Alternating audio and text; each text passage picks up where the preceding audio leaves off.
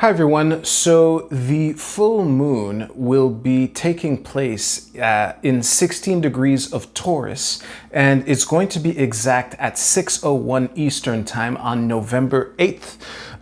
And it's going to be a really closely lined up eclipse. It's only 3 degrees off of the node, so to the naked eye it's probably going to look like a total eclipse, although mathematically it won't be. This is taking place just before sunrise in Eastern time, and that actually puts me in a unique predicament, but I will tell that story at the very end of this video. So I'm going to do a 4x3 tableau for you. The significator that I've chosen for us for Scorpio season is the Hermit card. And the question that I shuffled on is, how can we best manage what's coming? Because as we know, eclipses tend to be like powerful timestamps. And as far as intention goes, the consensus seems to be about 6 months that eclipses tend to influence. So that is roughly what I had in mind when I shuffled. And as always, I have some oracle cards to the side here. You can pick whichever one that resonates with you the most. 1, 2, or 3, it doesn't matter to me. And the question that I shuffled on for the oracle cards is, what does this group need to know? So that being said, I'm going to cut the cards. Oh, and by the way, while shuffling, I realized that one of these cards is marked, unfortunately.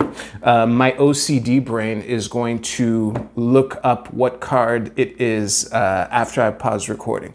But for now, let us see. The bottom of the deck appears to be the Two of Wands. We shall see if that is actually the case once we find the Hermit. Give me a second here. Where are you, Hermit? Here, Hermit, Hermit. Hermit, oh, cool. So here's the Hermit here. 1, 2, like that. And very interesting. A lot of court cards here. The Ten of Wands is back. And yes, the bottom of the deck truly is the Two of Wands. I am not going to make you watch as I put these cards in order. So I'm going to pause the recording. I'm going to stare at these a bunch. These are fresh candles, so if any of these goes out, you know it took a while. But regardless of that, I'll see you right now. Okay, so in short, it's looking like there's going to be a shit ton of opportunity. However, not all of these opportunities are going to be opportunities that we're happy to have. That last part is a nod to the Five of Cups in this particular position here. I'm going to kind of rant on all the different things that I've noticed in this.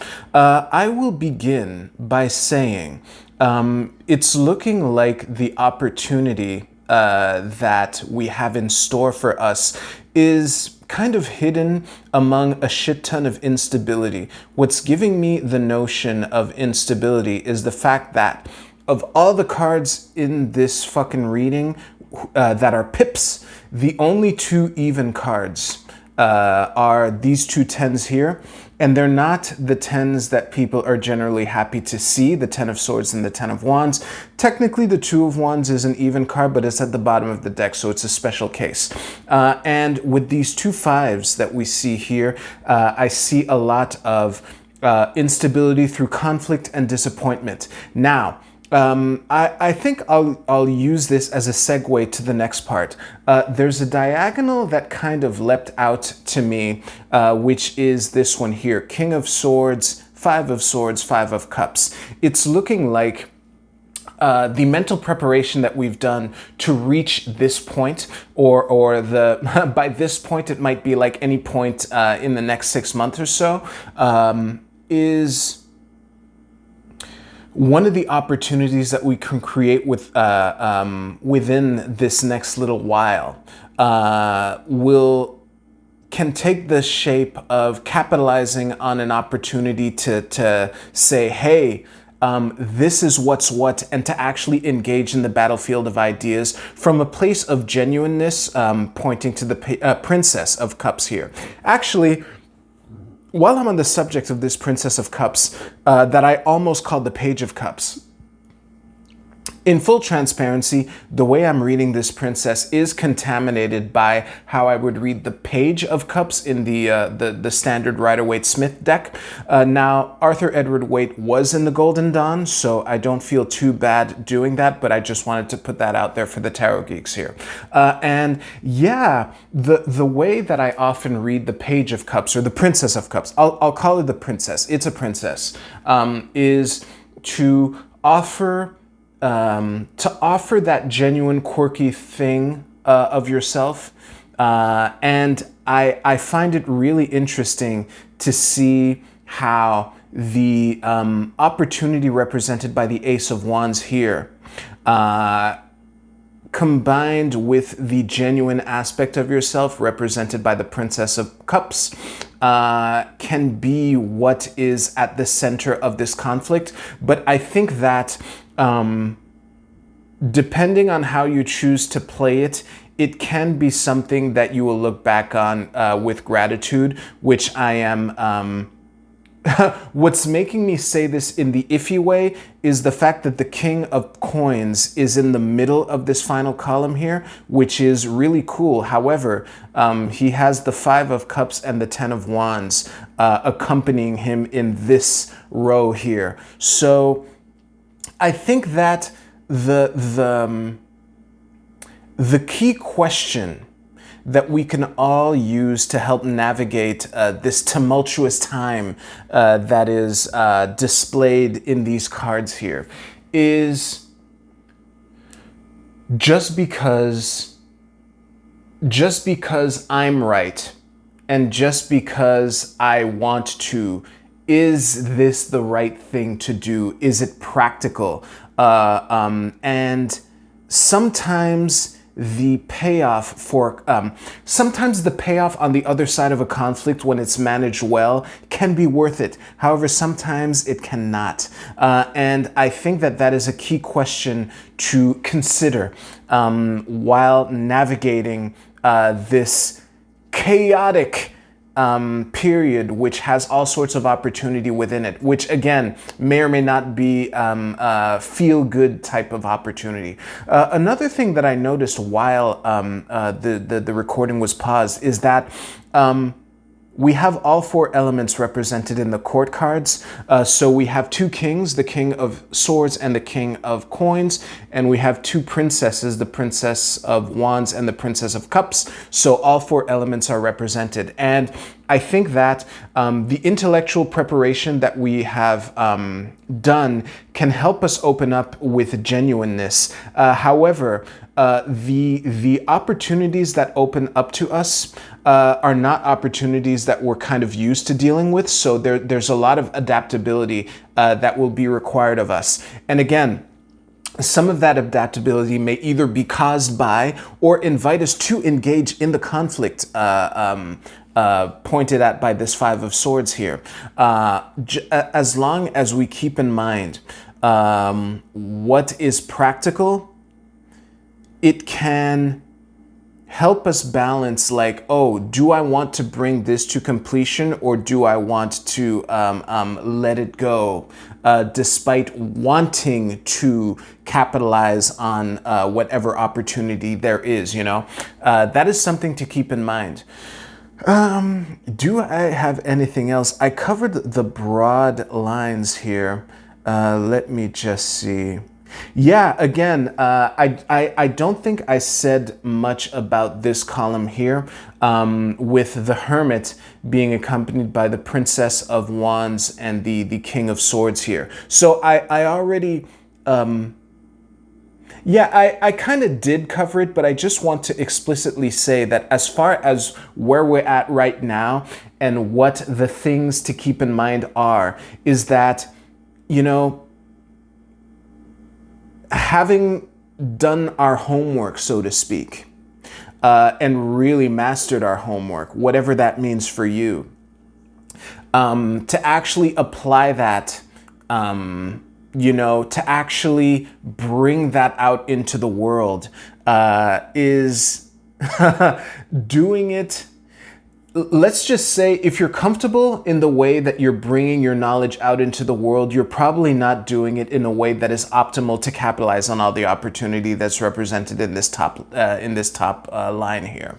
Yeah, I think that is what I have. I'm just going to make sure. Yeah, I'll just point out there's a lot of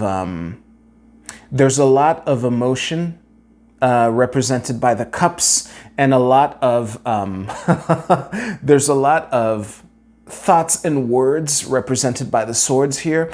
So just keep that in mind. Don't be afraid to rush into conflict, because through that conflict might come the opportunity that we seek. Just make sure that you pick your fights wisely, and make sure that the practicality of the King of Coins, who is all about long-term generational results, try to not let the impulsiveness of the King of Swords. I'm kind of contaminated by the fact that he's on horseback, so me saying impulsiveness, I was actually thinking of the Knight of Swords in the Rider-Waite, which is actually, would be the Prince of Swords in this deck. So, you know what, I said it. He is accompanied by the Princess of Cups, which could produce that impulsiveness, especially with, all the opportunity here. So I'm gonna finish saying what I was gonna say. Don't let the impulsiveness of the King of Swords, take away what can be accomplished by the practical, wisdom of the King of Coins in this position right here. So that is what I have for this reading. I really hope it was helpful. Now we're going to go to the oracle portion of this reading. You know what? I feel like starting with the Oracle of the Radiant Sun, and we have practicality. Holy shit, you can't make this stuff up. Let me stare at this. Yeah, if you pick this group, it's really a reminder that reaping the fruits of your rewards, it doesn't happen overnight, and to really remember that. If you picked this card, you might want to be actually cautious of the impulsivity that I talked about when I was wrapping up the tarot portion here. So just keep that in mind, and remember that it is about long-lasting results, and that doesn't happen overnight. This is the moon in Capricorn. If you chose this card here, your card is Gathering Together. This is I Ching hexagram number 45.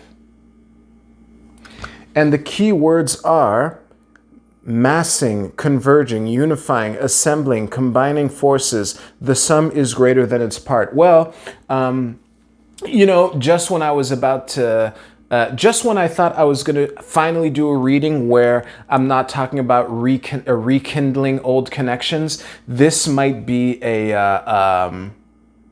this is kind of a reminder for those of us who pick this card to not let the opportunity put needless stress on relationships that actually are not worth cutting off, because a theme that came up during the solar eclipse reading that I did a couple weeks ago was the fact that to really separate what's in our control and what's out of our control.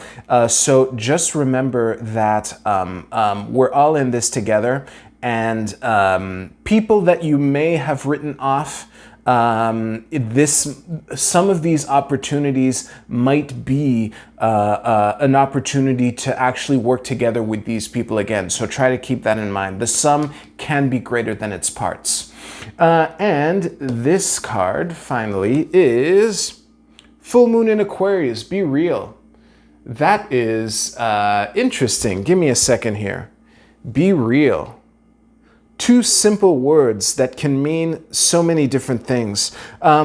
Okay, given the context of this reading, I think that for you. And it's funny that this is a full moon, even though it's not in Taurus, but it is a kind of a nod to what I was saying with these two cards during the tarot portion, which is to not be afraid to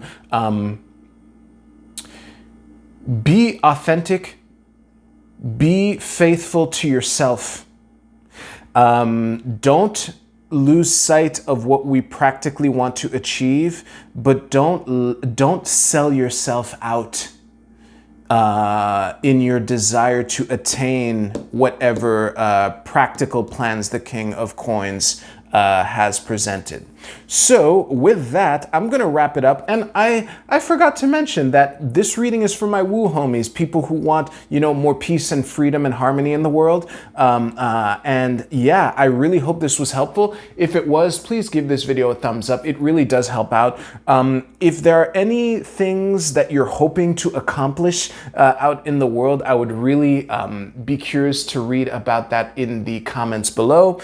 But for those of you who aren't curious to know what my situation is for the eclipse, you can run along and do your thing. And for those of you who are still here, here's the deal for me for the eclipse. So I said at the top of this video that it was happening just before sunrise. And when I realized that, my first thought was, then I probably won't be able to see the eclipse. However, there is a ray of hope, because since it's a full moon, just before sunrise also means just before the moon sets. And the possibility of seeing the full moon setting off to the west and then gradually disappearing in the Earth's shadow, it seems like something that's really cool. So I don't know where I can see this. And of course, this assumes that the sky will be clear to the west of me when that happens. It could be a cloudy day, which would trump everything.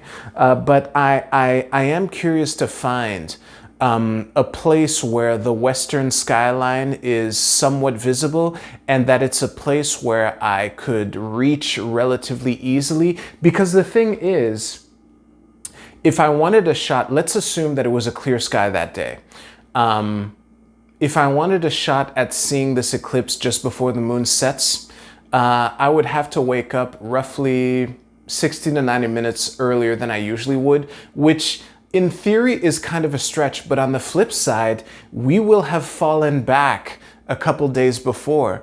So I don't know what the time shift change will do for my ability to wake up a little earlier a couple days later. So I don't know what's going to happen for me personally for this eclipse, if I'm going to get a chance to see it or not. But that is something interesting that I'm going to have to ponder over the next couple weeks. So first of all, if you just watched this part, my little rant, please let me know in the comments. I'm curious to know who you are. And on that note, thank you very much for allowing me to indulge. I hope you have a great rest of the year, a great 2023, because, 6 months from now takes us into 2023. And on that note, thank you very much for watching. You take care. I'll see you soon.